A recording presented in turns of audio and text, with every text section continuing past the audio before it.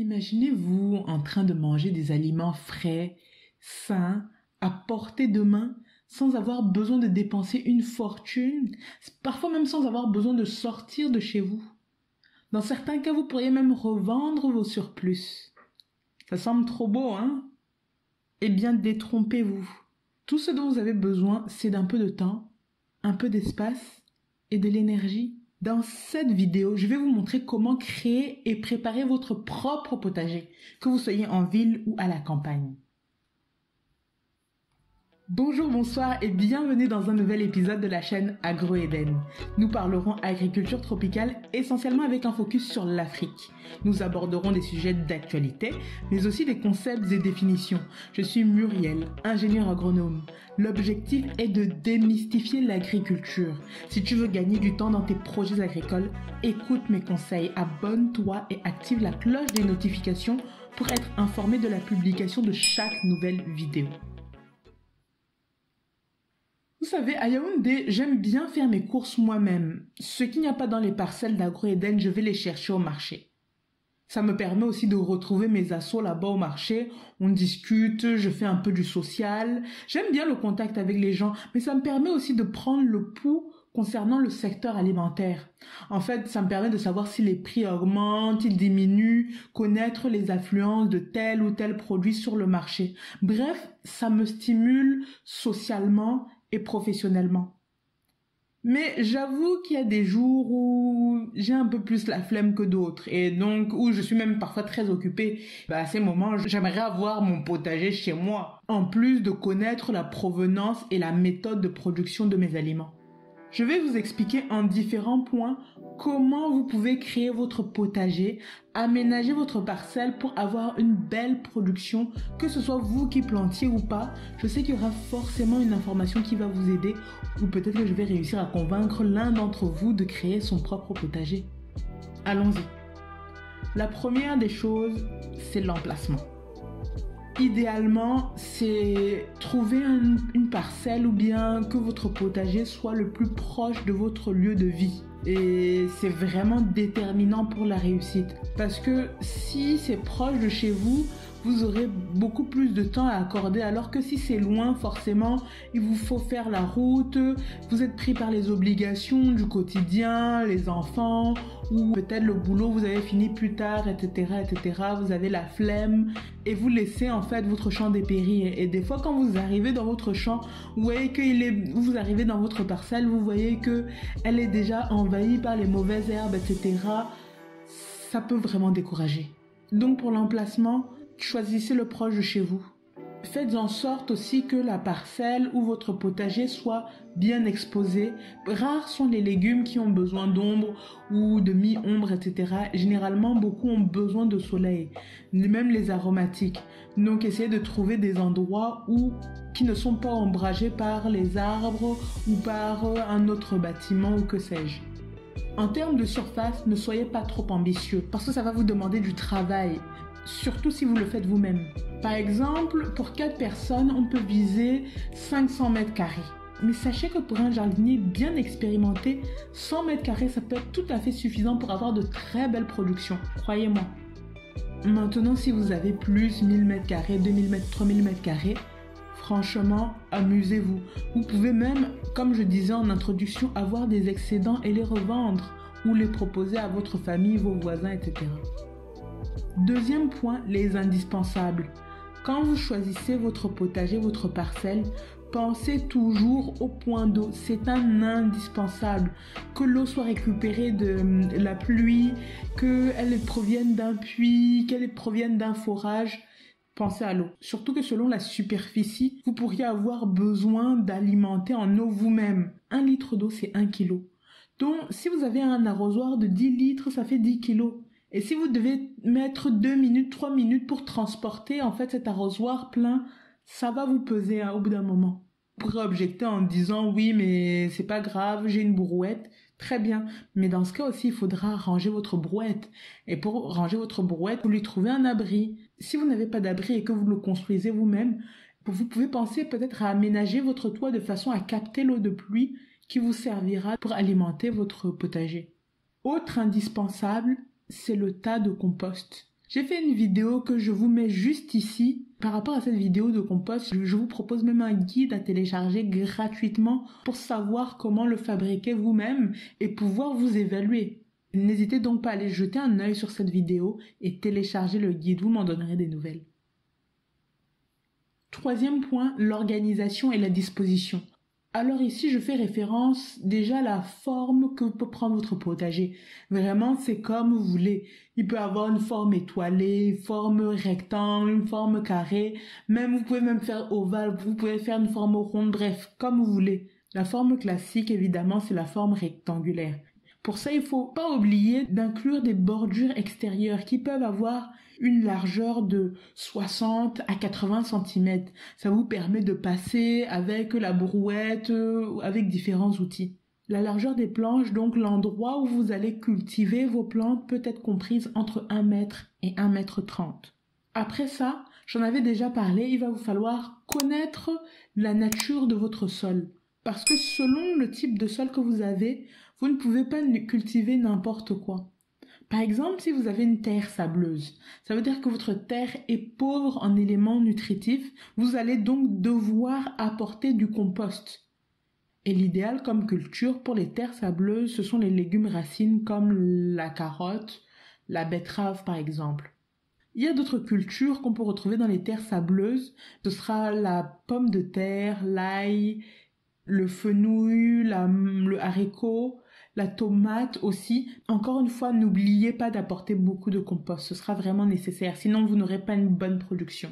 Si vous avez une terre noire qui va être très riche en humus, vous pourrez cultiver des courges, des melons, des courgettes, des aubergines, des poivrons, des piments même. Si en revanche, votre terre est argileuse, encore une fois, mettez beaucoup de compost. Les légumes racines, par contre, seront à éviter, mais d'autres plantes pourront s'acclimater, par exemple les aubergines, les choux, les épinards, les haricots, les tomates aussi. Maintenant que vous avez une idée du type de sol que vous avez et des cultures que vous pouvez mettre en place, vous pouvez faire un plan de rotation, surtout si vous avez un peu d'espace. Donc en fait, au jardin ou au champ, la rotation des cultures, c'est fait pour ne pas cultiver la même espèce 2 années de suite sur le même endroit. Pourquoi? Parce que vous allez appauvrir votre sol. Je prends l'exemple du manioc. Si vous mettez le manioc tout le temps, si vous le cultivez tout le temps au même endroit, tous les ans, en fait, le manioc va puiser les éléments nutritifs du sol et c'est comme ça que votre sol s'appauvrit. Et c'est pareil, à mettre toujours la même culture au même endroit, les maladies et les ravageurs viennent. À chaque fois, ils sont toujours plus nombreux d'année en année. Alors que si vous faites des rotations de culture, donc si, par exemple, on prend l'année 1, vous voyez sur ce dessin, l'année 1, on a divisé la parcelle en 4. Donc, la première en haut, là, vous voyez les tomates.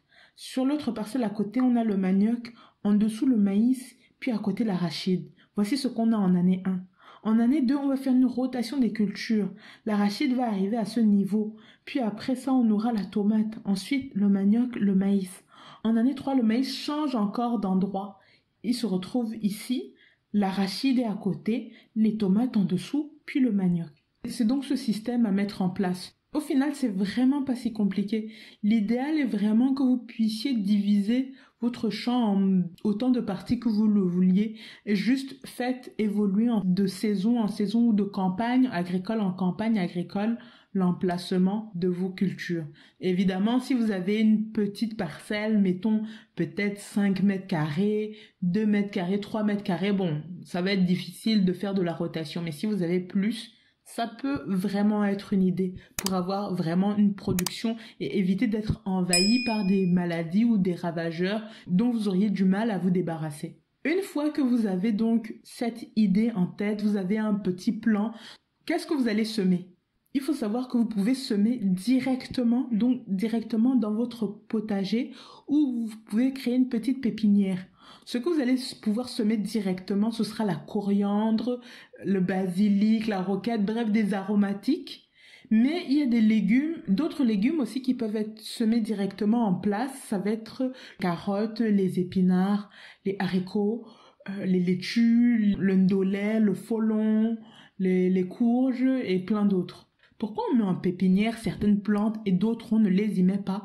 C'est parce que la pépinière nous permet d'assurer comme le bon déroulement, le bon développement de certaines plantes qui peuvent être un peu, comment est-ce que je vais dire ça, un peu fébriles, un peu délicates à cultiver. Typiquement, ça va être la tomate, ça va être le piment, ça va être les poivrons, qu'on aime d'abord surveiller en pépinière, et puis une fois qu'on est sûr qu'on a des plants robustes, c'est pour ça d'ailleurs que quand on fait le repiquage, quand on prend les plants en pépinière et qu'on les met dans les champs, on sélectionne toujours les plants les plus robustes.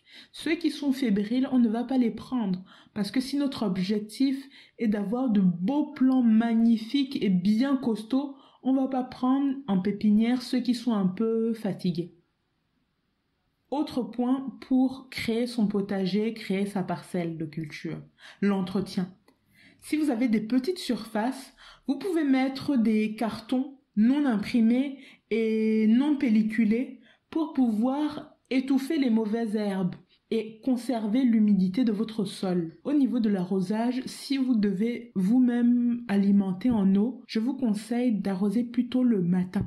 Et pourquoi on préconise le matin?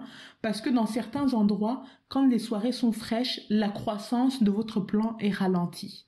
Un autre point, c'est les associations de cultures. Cultiver sur la parcelle simultanément plus de 2 espèces. Je prends par exemple ce que font les agriculteurs assez généralement, c'est cultiver peut-être le maïs et l'arachide, peut-être même le manioc et l'arachide, des fois on voit même le manioc et le maïs, des fois c'est même 3 plantes en même temps. Dans certains cas, je sais qu'en Guadeloupe, ils peuvent cultiver par exemple l'ananas qui mélange à l'igname et à la banane plantain par exemple.